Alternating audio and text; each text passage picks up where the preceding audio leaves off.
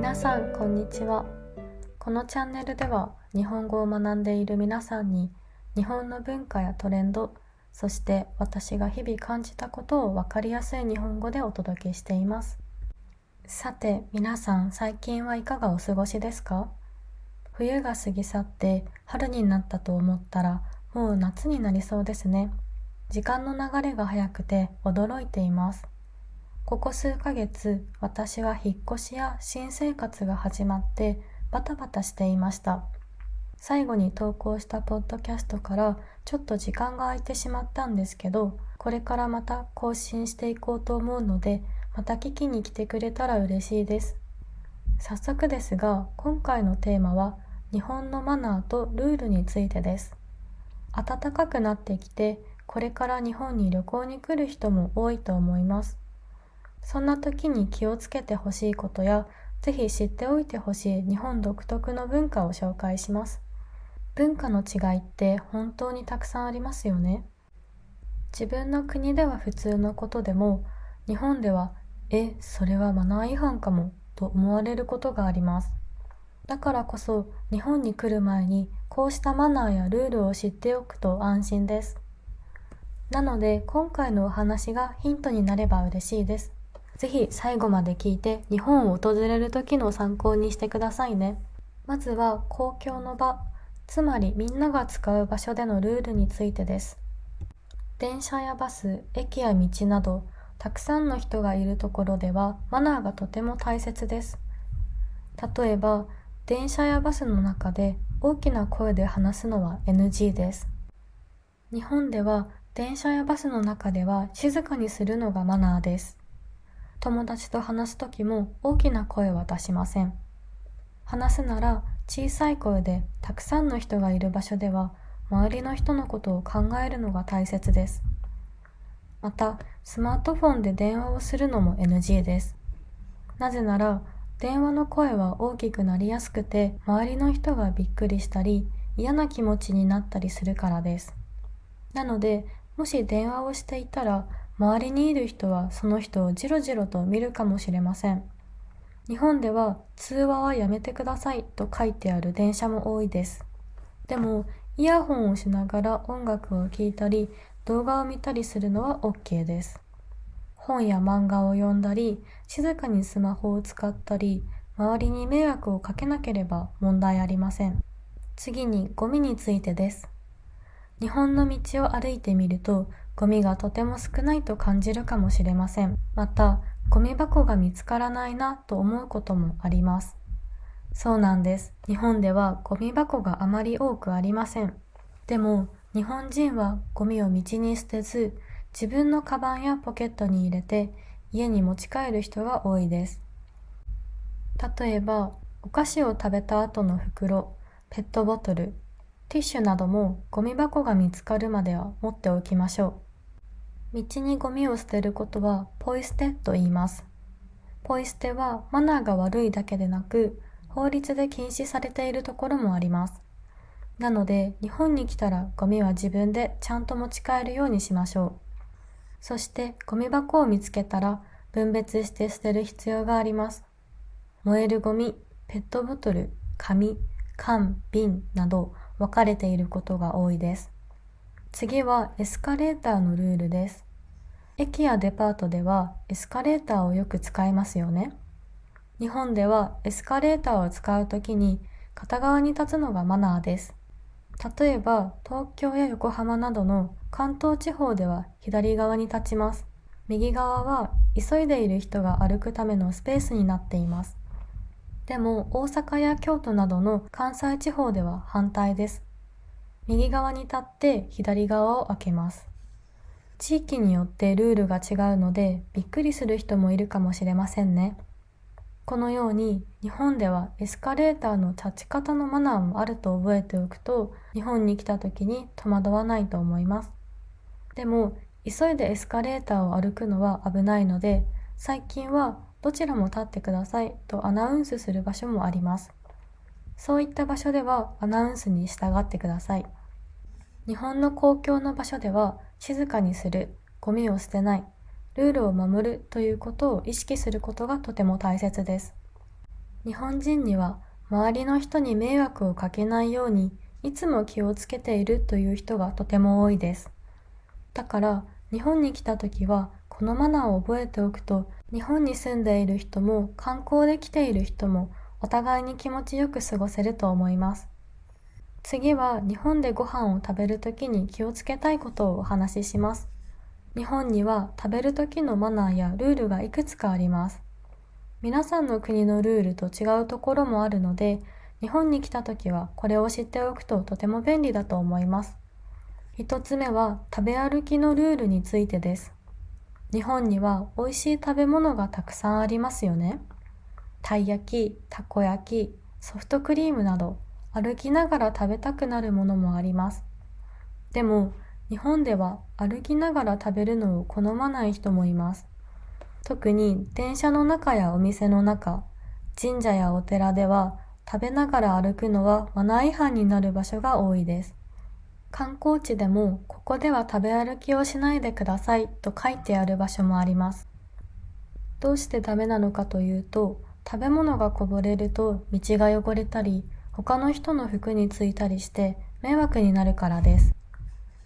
日本ではその場に立ち止まって食べるか、お店の中やベンチなどに座って食べるのが一般的なマナーです。二つ目は箸の使い方についてです。日本でご飯を食べるときはお箸を使えますよね。でもこのお箸の使い方にもしてはいけないことがあります。例えば箸を人に向けることや箸を立ててご飯に刺すこと、箸で食べ物を人に渡すことなどはマナーが悪いとみなされます。一方で日本ではお箸を上手に使えるとマナーがいい人だなと思ってもらえます。三つ目は茶碗やお皿を持ち上げて食べることです。皆さんの国ではお皿を持ち上げて食べることはマナー違反ですか？いくつかの国ではそうですよね。でも日本では違うんです。ご飯が入った茶碗や味噌汁の入ったお椀は手で持って食べるのがマナーです。お椀をテーブルの上に置いたまま食べると犬食いと言われてしまうこともあります。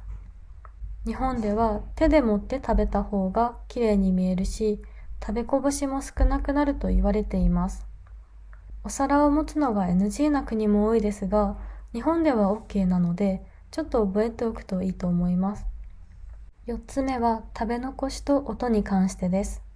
日本人はもったいないという気持ちをとても大事にします。なので、最初から食べられる分だけ注文するか、できるだけ食べきるようにしましょう。それから音のマナーにも気をつけましょう。ラーメンやそばなど麺類をズズッとすする音は問題ありません。これは日本では美味しいという印にもなります。でも、くちゃくちゃと口を開けて食べる音は NG です。これは周りの人を不快にさせる音で、あまり良くないと思う日本人が多いので、やめた方がいいです。5つ目はチップに関してです。レストランで食事をした後、チップを渡す文化がある国もありますよね。でも、日本ではチップはありません。お店の人はすでにサービス代も含めた金額をもらっているので、チップをもらうと戸惑ってしまうこともあります。例えば、テーブルにお金を置いたまま帰ると、忘れ物だと思われて、お店の人が追いかけてくるかもしれません。だから、日本ではお金はお会計の時に示された金額を払ったら終わりです。チップはいりません。次は、日本で日本人と挨拶したり、お話ししたりするときに気をつけたいことをお話しします。日本では相手に失礼にならないことがとても大事にされています。ちょっとした言葉や行動で、この人はマナーを知らないなと思われることもあります。では、どんなことが NG なのか説明していきますね。一つ目はいきなりタメ口で話すことです。皆さんは初めて会った人にどんな言葉を使いますか？日本では初めて会う人には敬語を使うのがマナーです。例えば、どこに住んでるの？ではなく、どちらにお住まいですか？や、仕事何してるの？ではなく、お仕事は何をされているんですか？といった感じです。タメ口は友達や家族に使うカジュアルな言葉です。日本ではいきなりタメ口を話すと失礼だと思われることが多いので気をつけましょう。たとえ同じ年でも最初はです、ますの丁寧な言葉を使って話す人が多いです。仲良くなってから少しずつフレンドリーな言葉に変えていくと自然です。2つ目はプライベートな質問をしないということです。日本ではプライベートなことをあまり聞きません。例えば、初めて会った人にこんなことを聞くのは NG です。給料はいくらですか？結婚していますか？何歳ですか？子供はいますか？などです。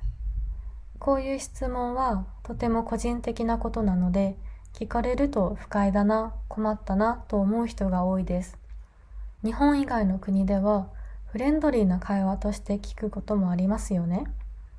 でも日本ではちょっと失礼だなと感じる人が多いので気をつけましょう。3つ目はハグやキスなどのボディタッチについてです。皆さんの国では挨拶の時にハグやキスをしますか？日本では挨拶は言葉だけですることが一般的です。体を触ることはあまりありません。例えば友達に会っても多くの人はハグをしないし、恋人同士でも人前でキスをする人は少ないです。人前で手をつなぐことでさえ好まない人もいます。日本人はパーソナルスペースをとても大切にします。なので、挨拶だとしても近づきすぎたり、ボディタッチをすると嫌だなと思われることもあります。挨拶は軽くお辞儀をするだけか、相手が嫌がらなければ握手をするのが良い方法です。4つ目は時間に遅れることです。日本では時間を守ることがとても大切です。例えば、友達と午後3時に会う約束をしたら、午後3時ぴったりか少し前に行くのがマナーです。5分でも遅れた場合は、ごめんなさい、お待たせしましたとしっかり謝ることが礼儀とされています。ちょっとくらい遅れても大丈夫でしょと思っていると、相手をイライラさせてしまうかもしれません。特に仕事の場面では、1分の遅れでも良くないと思う人が多いです。もしどうしても遅れそうな時は、早めに連絡をするのが大切です。日本人は周りの人に気を使う、相手を思いやることを大事にします。なので、こうしたマナーを知っていると、日本人との関係もスムーズになりますよ。次は、日本の観光地で気をつけたいマナーについてお話しします。日本にはたくさんの美しい観光地があります。でも、ルールやマナーを守らないと、周りの人に迷惑をかけたり、トラブルになることもあります。楽しい旅にするために、ぜひ知っておいてくださいね。一つ目は、写真を撮るときに注意することです。観光地では写真を撮ることが多いですよね。でも、日本では撮影にルールがある場所がたくさんあります。例えば、フラッシュ NG となっているところです。美術館やお寺では、フラッシュの光が作品や建物にダメージを与えることがあるので、禁止されていることがあります。また、撮影禁止となっているところもあります。神社やお寺の中、仏像、展示品などは撮影禁止の張り紙があるところもあるので注意してくださいね。撮影ルールについては基本的には看板やマークがあると思いますが、わからないときはスタッフに聞いてみるのが安心です。2つ目は建物の中に入るときのルールです。日本では家の中では靴を脱ぐことが基本です。観光客の中にはうっかり靴のまま中に入ってしまう人もいますが、これは NG です。日本の家や旅館では玄関で靴を脱ぎます。飲食店やトイレでも靴を脱いでくださいという場所があるので注意しましょう。一つちょっとしたポイントなんですが、靴を脱ぐときは揃えておくと好印象です。また、スリッパが用意されていることもあるので、その時はそれを使いましょう。3つ目は静かな場所でのマナーです。日本では静かにするべき場所がたくさんあります。最初の方に説明した電車やバスの中以外にも、例えば図書館、美術館、病院などでは静かにする必要があります。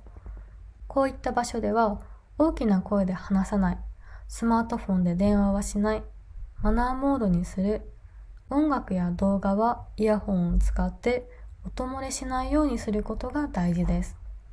お店や観光地でも日本のマナーを知っているとちょっと安心しませんか？これらのマナーを守ることで日本での旅がもっと楽しく気持ちの良いものになると思います。次は SNS やインターネットでのマナーについてお話しします。旅行中はたくさん写真を撮る機会がありますよね。そしてスマートフォンがあればいつでもどこでも写真を SNS にアップできますよね。でも日本ではインターネットでのマナーもとても大切です。一つ目は他人の顔を勝手に投稿しないということです。旅行中に写真を撮ることは楽しい思い出になりますよね。でも日本では人の顔が写った写真を SNS にアップするとき注意が必要です。例えば隣にいた人の顔が写っているとき、お店の店員さんが写っているとき、通りすがりの人が背景にいるときなどは、その人にこの写真をアップしてもいいですかと聞くか、顔が見えないようにモザイク処理をしてからアップするのがマナーです。日本では他人の顔を勝手にネットに載せるのは失礼と考える人が多いです。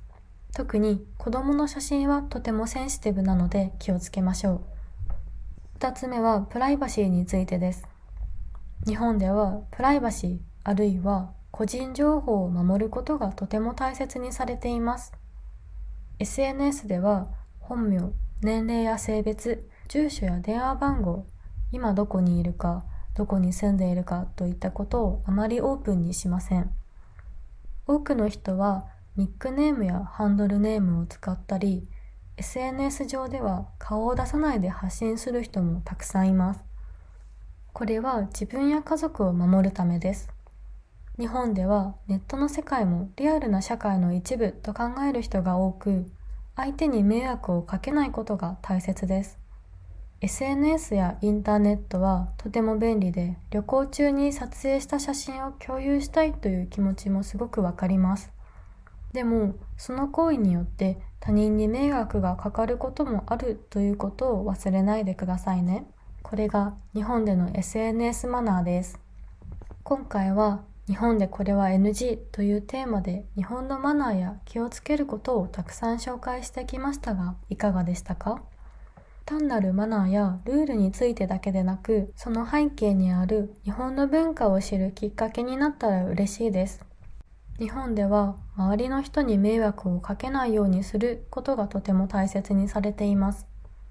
例えば、静かな場所では声を控える、時間を守る、プライベートなことは聞かないなどは相手を思いやる気持ちがマナーになっています。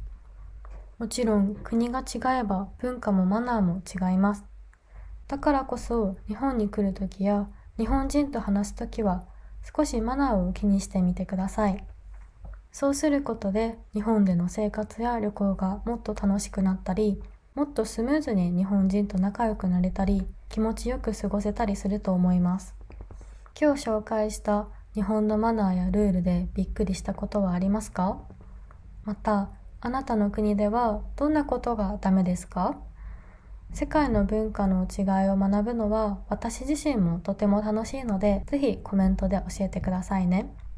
もしこのエピソードを楽しんでいただけたら、ぜひいいねとチャンネル登録をお願いします。感想やリクエストがあればコメントで教えてくれるととても嬉しいです。これからも日本の文化や楽しい話題をたくさんお届けしていきたいと思っているので、次回のエピソードもどうぞお楽しみに。それではまた次の動画でお会いしましょう。またねー。